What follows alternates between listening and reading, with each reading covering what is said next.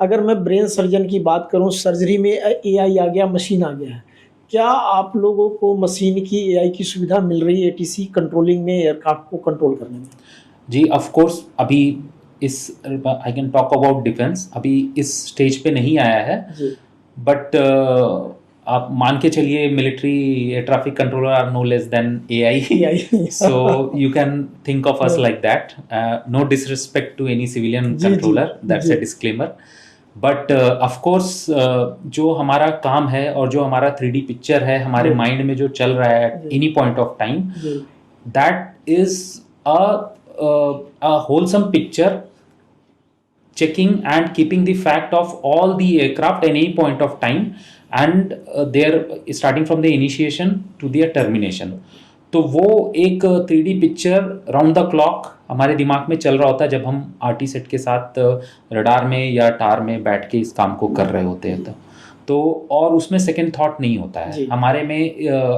ATC profession में there is no second thought कि ये हम करें तो चल जाए या ना करें तो चल जाएगा. डिसीजन इमीडिएट लेना होगा. और पायलट के पार्ट में भी वो है कि एयर ट्रैफिक कंट्रोल के साथ जो इंस्ट्रक्शन मिल रहा है he has to immediately follow blindly. Sir, एक और नॉटम पे आपने चर्चा की थी, तो अहमदाबाद क्रैश हुआ जो लेटेस्ट है, तो उसके बाद नॉटम इशू हुआ होगा, और आप ट्रैफिक का क्या, जो चंडीगढ़ में ट्रैफिक थी या अहमदाबाद का, क्या उनका डाइवर्जन होता है, कैसे होता है? देखिए, ऐसा कुछ मेजर इंसिडेंट जब भी होता है तो इमीडिएटली एयरफील्ड क्लोजर का नोटैम जाता है, इंफॉर्मेशन जाता है. जैसा नोटैम का पर्पज ही यही है, एंड वो एक सेपरेट चैनल है एंड इमीडिएट ट्रांसमिशन हो जाता है. NOTAM can be transmitted immediately to all the airfields, to all the agencies operating the aircraft, their operators.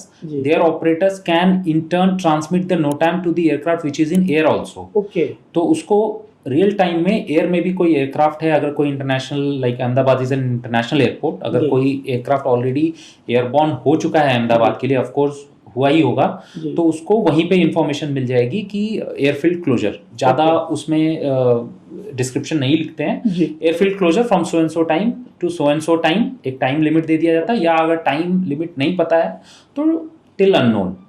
तो पायलट के ऊपर एंड एयरक्राफ्ट के ऑपरेटर के ऊपर जो ग्राउंड पे बैठे हैं डिसीजन रहता है.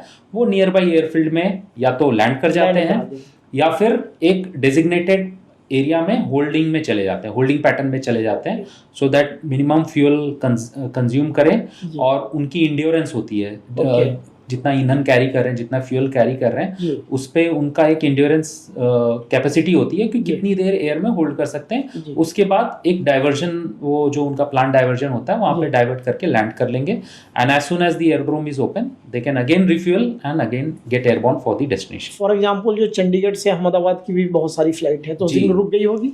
जी बिल्कुल.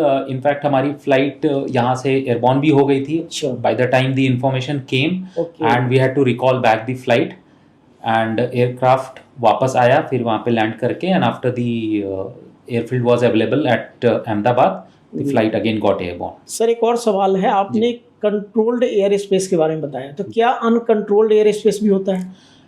जी कंट्रोल्ड, हाँ, एयर स्पेस के different differentiation and I mean divisions होते हैं. Control air space, uncontrol air space, control zone.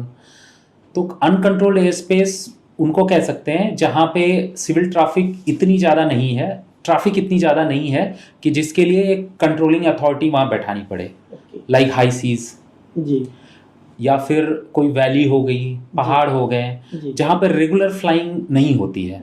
तो वहाँ पे है कि सी एंड फ्लाई, आप अपने आप से देखिए कि कोई खतरा ना हो और आप फ्लाई कीजिए. पायलट की रिस्पॉन्सिबिलिटी हो जाती है. एक और जो केदारनाथ में अभी चॉपर का हादसा हुआ है, इसको कैसे आप डिफाइन करेंगे? जी वो भी एक अनकंट्रोल्ड एयर स्पेस में हुआ है, ठीक है. वो भी एक वैली है, केदारनाथ वैली. तो वहाँ पे एक वैली की एक एसओपी होती है, जो एफआईआर के अंदर आता है, जिस एफआईआर के अंदर वो वैली है. एफआईआर क्या है सर? फ्लाइट इंफॉर्मेशन रीजन बोलते हैं इसको. कि जैसे हम एक डिस्ट्रिक्ट है, डिस्ट्रिक्ट के ऊपर एक शहर, एक स्टेट हो जाता है, फिर एक रीजन हो गया, नॉर्दर्न रीजन. तो वैसे ही एयर स्पेस में भी एरोड्रोम, एरिया एंड एफआईआर का डेफिनेशन है. तो वो एफआईआर इज अ लार्जर काफी सारे एरोड्रोम उसके अंदर आ जाते हैं। जैसे हम हैं दिल्ली एफआईआर के अंदर, तो चंडीगढ़ हो गया, अंबाला हो गया, पठानकोट हो गया और आसपास के काफी सारे बेसिस दिल्ली एफआईआर के अंदर आते हैं। तो एफआईआर टू एफआईआर भी traffic handing over taking over होता है। लाइक हम यहाँ से अगर ईस्ट जा रहा है तो लखनऊ स्ट्रोक अपना कलकत्ता एफआईआर, या साउथ जा रहा है, वेस्ट जा रहा है तो मुंबई एफआईआर टेक ओवर होता है। एक ट्रैफिक, जैसे हम स्टेट बॉर्डर क्रॉस करते हैं तो एक स्टेट का टैक्स यहाँ दे रहे हैं, फिर अगले स्टेट में ट्रांसफर हो रहा है। तो सिमिलरली एक ट्रैफिक एक एफआईआर से दूसरे हैंडिंग ओवर की बात मैं करूँ कि एक एटीसी से दूसरे एटीसी में एयरक्राफ्ट की जितनी भी मूवमेंट है उसको हैंडल अगला एटीसी करेगा। एटीसी टू एटीसी हो गई, चौकी टू चौकी। जो इस स्टेट में जो नियरेस्ट चौकी है, पुलिस चौकी, और उस स्टेट की जो नियरेस्ट चौकी है वो आपस में बात कर रही है कि हाँ ये जा रहा है। और एफआईआर हो गया स्टेट टू स्टेट। जब हम वो बॉर्डर क्रॉस करते हैं तो वो स्टेट के अंदर आ गया, उस स्टेट के रूल्स रेगुलेशन, उस स्टेट के रिस्ट्रिक्शंस उस ट्रैफिक पे लागू होंगे। वेहिकुलर ट्रैफिक की अगर हम बात करें तो सिमिलरली एयर ट्रैफिक भी एक एफआईआर से दूसरे एफआईआर में जब ट्रांजिट करता है तो वहाँ की चीज़ें उसमें लागू हो जाती हैं।